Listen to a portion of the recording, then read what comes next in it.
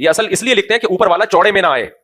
وہ یہ سمجھے کہ اب جو بھی نیچے والے جس پہ بھی راضی ہو گئے نا وہ ان کا احسان ہوگا, اصل تو ان کو حق ہے کہ وہ مجھے کہے کہ توڑ تاڑ کے خالی کرو. تو اب دوسرا رائے یہ لکھی جاتی ہے مشورے کے طور پر, وہ یہ لکھا جاتا ہے کہ جس نے اوپر والے پورشن میں پیسہ لگایا تو اب اس کو ہم اگر آپ توڑنے کا حکم دیں گے تو اس بھائی کا نقصان بہت ہے, تو صلہ رحمی کا تقاضا یہ ہے کہ اوپر والے کی پورشن کی کوئی قیمت لگا لی جائے اور اس کو وہ قیمت دے کے پورا بنا بنایا پورشن اسے خرید لیا جائے اور پورے مکان میں شامل کر دیا جائے اور پھر پورے مکان میں وراثت کو تقسیم کر دیا جائے, یا اس کے علاوہ کوئی اس سے ملتا جلتا کوئی بھی حل ہو. اور پہلی صورت بھی جائز ہے کہ نیچے والے بولے خالی کر, تو جائز ہر جائز کام کرنے کا نہیں ہوتا, اس میں بیچارے کا بیڑا غرق ہو جائے گا, لیکن یہ لکھا اس لیے جاتا ہے کہ اس کو پتہ چل جائے کہ اصل تو یہی ہے,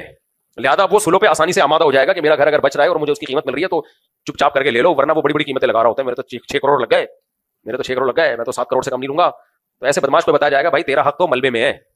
کسی اور کی زمین پہ چھت پہ تو نے گھر بنایا ہوا ہے, جس کی چھت ہے اس کو یہ حق حاصل ہے توڑ تاڑ کے لے جا, تو پھر وہ انسان کا بچہ بنتا ہے, بولتا ہے جتنے مل رہے ہیں اتنا لے لو. اس لیے اوپر والے پورشن میں گھر بنانے سے پہلے نا کسی مفتی سے مشورہ لے لیا کرو. لوگ دن خرچ کر رہے ہوتے ہیں, بعد میں جب مسئلہ آتا ہے تو آنکھوں کے سامنے اندھیرا آنے لگتا ہے. تو جب تم کسی کی زمین پہ یہ لوگوں کی زمینوں پہ بھی لوگ گھر بنا رہے ہوتے ہیں, زمین جناب بڑے بھائی کی ہے, چھوٹے بھائی نے گھر بنا دیا اس میں, اور بعد میں دماغ مفتیوں کا بھی کھایا ہوا ہے کہ وراثت کیسے تقسیم ہوگی کہ نیچے کے بھائی کی زمین ہے, تم نے اگرچہ اس کی اجازت سے گھر بنایا ہے تو بن گیا گھر, لیکن اس کو یہ ہر وقت حق حاصل ہے, بولے میری زمین خالی کر اپنا گھر لے کے جائے یہاں سے. تو نارمل حالات میں تو وہ یہ نہیں کہتا, کوئی قیمت طے کر لیتے ہیں, لیکن جب لڑائی ہوتی ہے تو پھر وہ یہ کہتا ہے